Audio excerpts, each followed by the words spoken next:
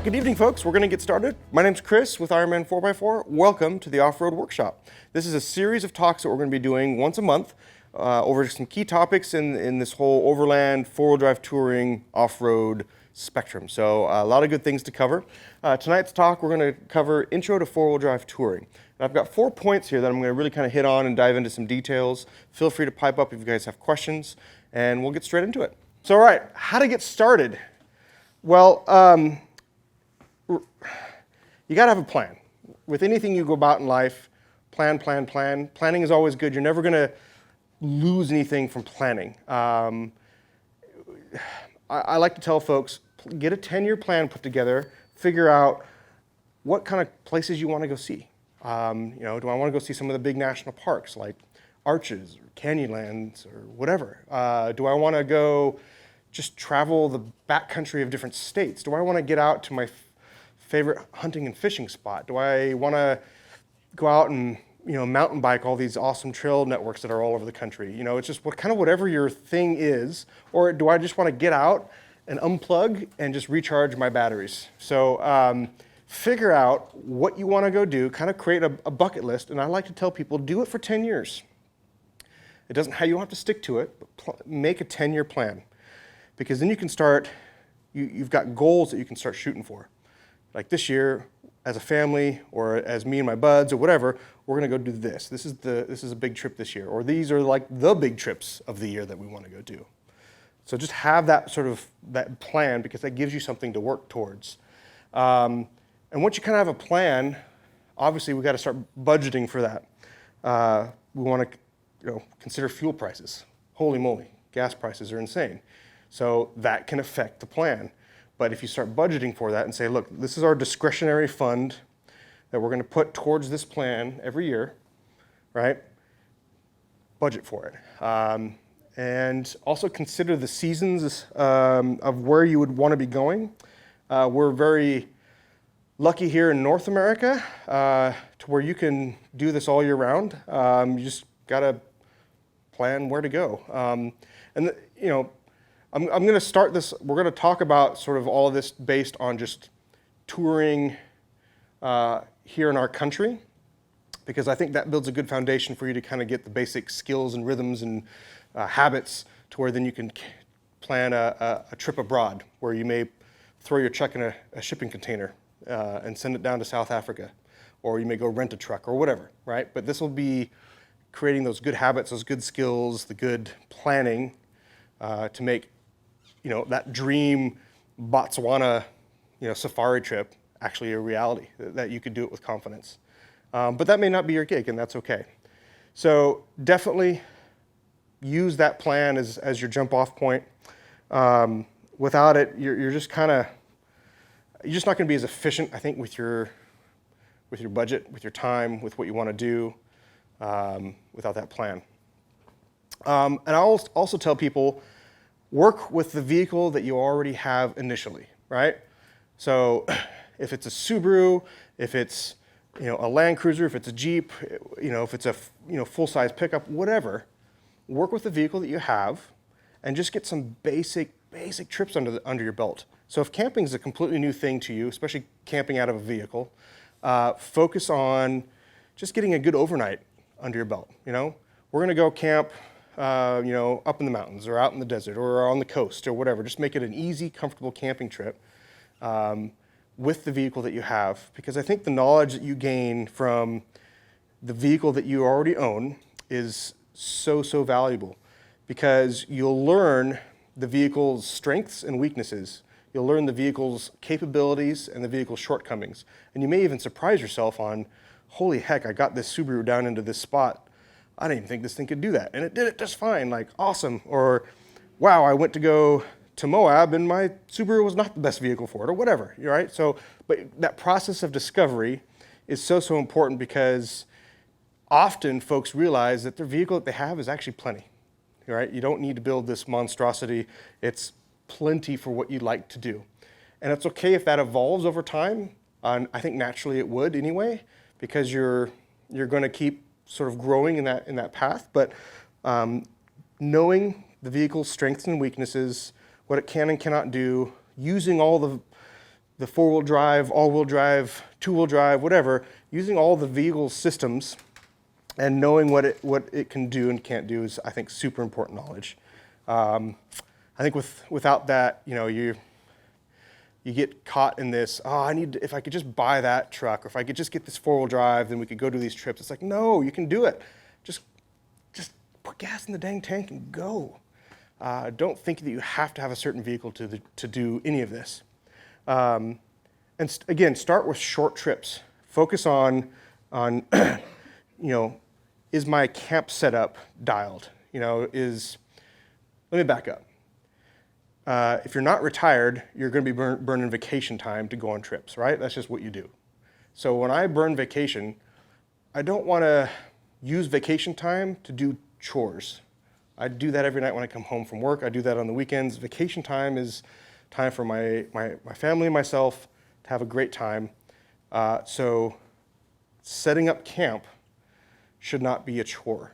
If setting up camp is a chore, then something's not right. It should be a snap. It should be a breeze. It should be quick and easy. If I'm not sitting in a chair around a campfire having a cold beverage in 10 minutes, I'm doing it wrong. And a lot of it just comes down to, honestly, the basis of planning and testing out your gear that you have. But make sure that that's kind of the focus. And testing all that out with the vehicle is important. Loading your vehicle up, kind of playing that game of Tetris, as we all do when we're loading a vehicle. It's good to know, have things in totes or whatever. Just be a bit organized. And just going through that process. Another big one with your vehicle: make sure the dang thing is reliable. It's your backpack. It's your mode of transportation. If you're out in middle of nowhere, and your vehicle breaks down, you have a mechanical failure, you have a battery that goes flat, you have whatever, a serpentine belt breaks on you. If it's not reliable, that could, obviously it's going to create a headache, but it actually could become a very dangerous situation because you could be in a place where you don't have cell reception, or you don't have a way to communicate or to get help or whatever, and then you become what some of us like to call a search and rescue mission. A few of us do some search and rescue, and we don't want to have people fall into that trap. So just whatever vehicle you have, change the oil. Make sure the belts and hoses and everything that's rubber is still good. Make sure it's just in good mechanical shape. It doesn't need to be tip-top beautiful. It's the most perfect thing in the world, but just make sure the old girl's running straight and true and not going to leave you stranded. And then just sort of after some time with that vehicle and after you've done a few short trips, take notes. I know it's super nerdy, but when you get back from a trip, do a quick debrief with what you're, with yourself, and just say, look, just make a quick note and just say, this worked, this didn't work. And that way you kind of start building a list of things you may want to improve on with the current vehicle, or you may be building the list of things that you want to look for in the next vehicle. So, but having that experience and that firsthand knowledge of knowing what was miserable and what was awesome with your current vehicle is so valuable. So definitely use what you have first. Next, so I touched on camping. Really the biggest thing is with all of this, it's all about camping. It really is. Because that's like why we do this. We get out into the middle of nowhere to some beautiful spot. I like to fish a bit, so I always have a rod or something in my rig. We all kind of have our thing that we like to do, and you want to bring your toys with you. And I love being able to get to just a beautiful spot, out in the middle of nowhere. One of my favorite spots is in northwest Nevada, a little area called Knott Creek, just north of the Black Rock Desert. There's a couple beautiful little mountain lakes up at 8,000 feet. There's not a soul around.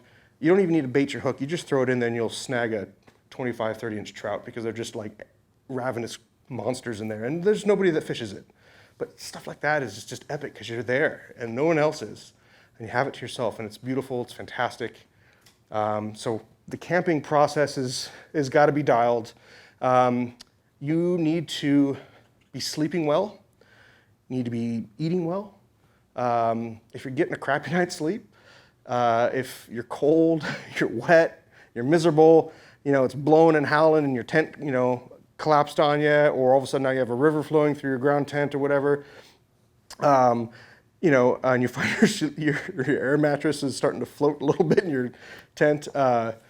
I've never had that happen to me. Yeah, you don't want to do that. I mean, you have to be getting a good night's sleep. Because when you come back to work on Monday, the last thing you want is just to be like, oh, I need a vacation to recover from my vacation. I guess that could be a good thing. That means you had a raging vacation. But no, make sure that you're getting a good night's sleep. Because a lot of this is involving driving, right? You don't want to be driving technical terrain with a crappy night's sleep and a sore back already, and it's just miserable. So focus on the camping experience. The human is why we do this. This is why we do this. So make sure that you are comfortable, you're warm, you're cozy, you're dry. Make sure that you're getting good meals, you're eating well. I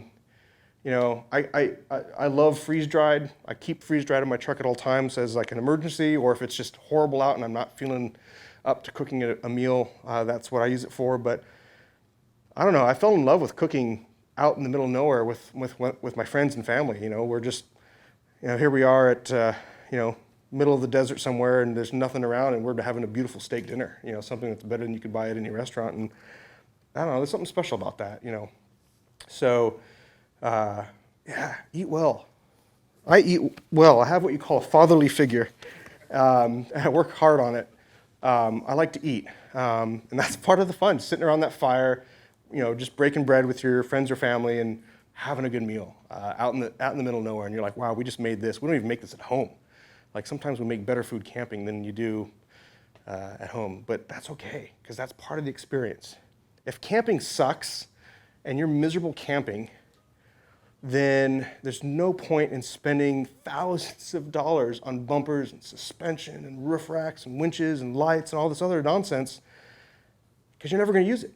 You're never going to go out. But if camping is a snap, it's a breeze, you've got that 10-minute rule where you're in camp, sitting in a chair around a fire with a cold beverage in 10 minutes, and you're having a great time camping, then you'll naturally will want to go out more often. And you'll naturally start finding yourself going out for longer and longer durations, right? And that's where things really get exciting because then you can kind of circle back to the vehicle and be like, okay, I'm starting to go on these trips where I'm like, gosh, it'd be nice to get away for like a week or 2 weeks and just go do a quick tour of whatever, that back to that 10-year plan. And it's like, it's a snap, it's a breeze, it's gonna be comfortable, it's not misery. So, and camping gear is honestly, a good sleeping bag, a tent, just basic things like that. That's usually the lowest cost of entry stuff. We probably all have a sleeping bag, an old sleeping bag at home. So that's stuff that you may already have or is cheap to get. And if you realize through that process that you hate it, or your spouse hates it, or your friends hate it, or it's just not working, then you can pop smoke and be out and you didn't lose a ton of money. But if you did a full vehicle build, and you've gone down this whole road and you realize it really is miserable and it's terrible and I hate it, wow, you just spent a lot of money. I think the money can be best spent going into your fuel tank. That's the best place to put your dollars. Put it in the gas tank. If you're not putting money in the gas tank, then you're not driving anywhere. So why have the truck?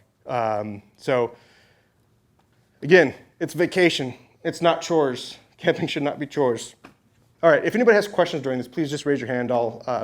We don't need to have a formal Q&A. Just holler at me and we'll get you answered. So we're kind of going down this do's and don'ts. Again, it's the camping experience. I've said enough on that. You guys, I've just drilled that into your heads. Camping should not be a chore. You're on vacation. You're not on chorecation, if that's a word. Comfortable, good sleeping, good eating, good washing. Sometimes it's just, us dudes, we get a little stinky. It happens, especially on the longer trips. Big one, don't overload the freaking vehicle. Don't do that, because then your brakes are horrible, right? Your brakes suck. You step on the brakes and you're like, oh crap, we're not stopping, bang. Your steering is horrible. Your engine is just pissed off at you. Actually, no, your transmission is pissed off at you because you're driving on the highway, getting out to wherever you're going, and it's just hunting for gears, right? It's just like, third, fourth, fifth, forward, second, third, it's just all over the place. So you're overheating, overworking your transmission. Have mechanical sympathy. For the love of your vehicle, have mechanical sympathy. So just don't overload the vehicle. Weight is going to cost you more in maintenance, in energy, keeping the vehicle on the road, and in fuel. So just, don't overload the vehicle. Also, if you have to make like an emergency swerve because some deer jumped out in front of you, gosh, you don't want to have a really top-heavy truck and it may take a nap on you, and then that's a bad day. And again, don't worry about all the big vehicle mods. That will come with time. That will come with careful planning. I'm a big fan of buying it right the first time and not having to buy it twice because that costs more money.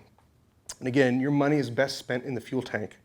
And that we'll get into more of the vehicle side in next month's thing. I'll be happy to talk about vehicle questions afterwards. But planning your vehicle, planning to outfit your vehicle, I can get super nerdy into that, and that's why I have a whole topic on that for next month. But and we can talk offline after this too about it. But don't worry about all that kind of stuff because it will come as you need them, as you are developing that 10-year plan, as you're realizing what you can do, where you can go, what you like to do. That whole vehicle build will happen when it's supposed to happen. It'll happen naturally. You don't need to bolt on everything all at once to get out there. You just got to put gas in the tank. Cool. Okay. So we're come to the point where, all right, camping's good. I can set up my little ground tent in 2 seconds. I've rehearsed it a few times. That's the other thing. If you get any new gear, camping gear, any gear, set it up in your yard at your house. Set it up in your garage at your house, because the last thing you want to be doing is it piss and rain on you, and you're out trying to set up camp out in the middle of nowhere, and you're like, I don't know how to set this thing up. And that sucks. That's not making it easy. That's not making it comfortable, right? That's not vacation. That's horrible. I've been there. I've done that. So learn from my bad mistakes, please. All right. So we're going on longer trips. We're now kind of at a point where, okay, I feel good about my camping setup. It's not a chore. It's easy to do. Got a kind of a good routine. Everything's kind of organized in some totes. I've got them in the garage and on some shelves. So I load in the truck super quick and easy. Again, it's vacation, not chores. So that process is dialed. We're feeling like, all right, we want to go on, some good 3-4 day trips. Let's take some time off, make a long weekend out of it. Let's start maybe thinking of some fun places we can start seeing that are maybe, close by, maybe a day or two drive. Let's say you want to go up to, like Craters of the Moon National Park in Idaho, or, dip down into California, or, up into Washington, whatever. You want to kind of get out a little bit, go to that favorite fishing hole I just told you about in Nevada. I'd gladly show you where it is if you want to know. But you're starting to get out and wanting to do a little bit more. That's where you start to have to get more of that planning process, more of that planning discipline under your belt. So planning longer trips, you need to plan, okay, we're going to be doing this, this, and this. Here's where we're going. Here's what we're going to do. Here's how much fuel I need to budget for. Here's how much I need to budget for food, because you can kind of be like breakfast, lunch, and dinner times 4 days, times 4 people. There's your meal plan. How we're going to carry all that food. Are we going to be able to grocery shop somewhere along the route and resupply? Where the heck is the dang gas station? Do I need to carry extra fuel, water, all that kind of supplies stuff? And again, we're still talking about things that make all of this better. All right, so the last thing I want to cover tonight is considering a backcountry discovery route is a great first trip to get into this whole four-wheel drive touring thing. What's great about a backcountry discovery route is all the planning part is essentially done for you. All the hard work's done. So backcountry discovery routes are created by this group affiliated with Tour Tech, which is a dual sport motorcycle group up in Seattle area. Like the big BMW GSs and KTMs and that kind of thing. But the routes are all in public four-wheel drive roads, so Forest Service roads, BLM roads, that sort of thing. And it's just a great way to see the backcountry of a state. And it's brilliant because they provide the GPS track for free. So you just plop that into your phone or your tablet, and you can use an app like Gaia or something like that. And you just kind of follow the GPS track. They also, let me grab a prop here. They also make a great paper map for sale, and these maps are great. They have mileage, they have points of interest in them, they have elevation, they have refueling stops, food, water, all kinds of places to camp, that sort of thing. A lot of good information in the paper map, and this is really the only thing they sell. So what's awesome is you can grab this map, download the free GPS track, and just start planning a trip in the backcountry that's kind of more on that traditional four-wheel drive touring thread. So they have basically most of the states, Rockies and West, covered, which is pretty exciting. So they also have some couple routes in the East Coast as well. So depending on where you are in the country, there's lots of cool opportunities to see the backcountry. And it takes you through, honestly, just the best part of what each state has to offer. For me, it's just getting out there, seeing places that you normally wouldn't see, that's kind of off the beaten path.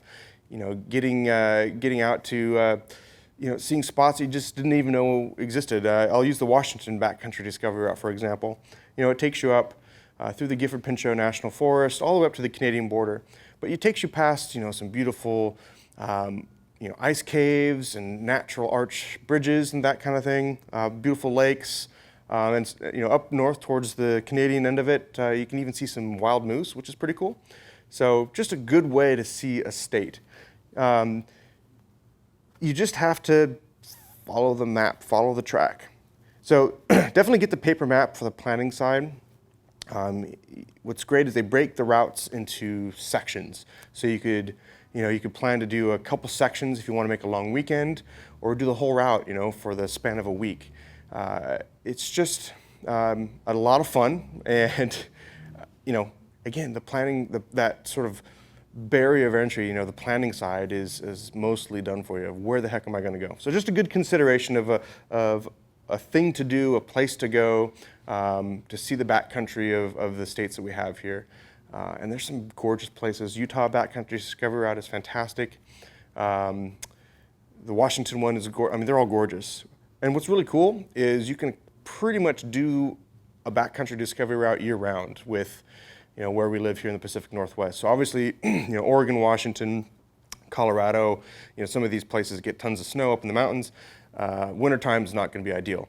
But, you've got routes like the Arizona BDR, Nevada BDR you can kind of do in the wintertime, but for sure the California BDR, down from the southern border all the way up through Death Valley, the Mojave, Joshua Tree, that area, that's definitely a route you can do in wintertime. I did it, I think it was early February when we did our route. And actually there's some photos here in the workshop you can see here in the store of our rigs on the California Backcountry Discovery Route. So some really cool things you can do year-round. If you have more questions about those, definitely talk to me afterwards. I've got some different examples of maps here on the table.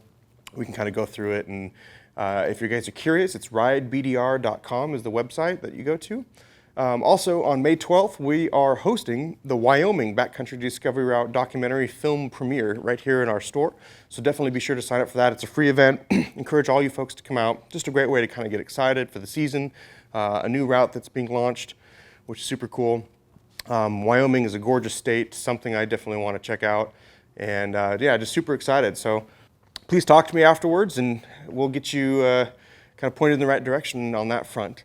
But again, it all comes back to that great planning, focusing on just don't worry about all the equipment, just work with what you have and just get into it. Put gas in the tank and go. Don't worry about the truck. Just make sure that the camping experience is perfect, the camping experience is comfortable.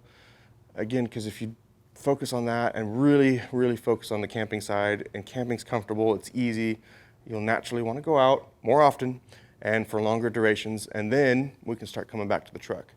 And at the end of the day, my biggest piece of advice is slow down. Slow the trip down. Don't try to do too much. I have to remind myself of that every time I go out on a trip. Don't worry about getting from point A to point B to point C. Don't worry about trying to actually complete the whole route. Yes, it's a nice goal. It's nice to kind of chalk that off your list, but there's so much along these routes where if you just take your time to slow the trip down, stop, get out of the rig, hike around a bit, explore a little bit, just get out and see what's around you instead of just cruising down the dirt roads. One thing I like to do every morning in camp is I'll wake up and I'll just sort of go through all my maps, my paper maps, and just look at what kind of points of interest or natural features are around wherever we camped that night, and possibly plan some fun little detours, some little side trips. I love getting up on top of mountain peaks and trying to get a special view. And I'm always looking for more and more fun places to camp out in the backcountry. So it's kind of fun to explore and get into some new places. So just slow the trip down. Try to just take in as much as you want and much as you can, because it's all about the experience. So just take your time. Don't just fly through it. Anyway, I hope this was inspiring. I hope you guys learned something tonight. There are a lot of great questions. Thank you. I'll be up here at the front table. If you guys have any more questions afterwards, I'll hang out. And we'll be doing more of these events. Our next one's going to be we're going to continue doing these the third Thursday of every month. Our next one's going to be how to plan your four-wheel drive touring vehicle build. So that'll be a really neat one, kind of segues off of this. But please, get some gas in the tank and just get out there and explore as quickly and as simply as you can. Just get out and do it. So thank you guys for coming out. Have a good night. We'll talk to you soon. Thanks.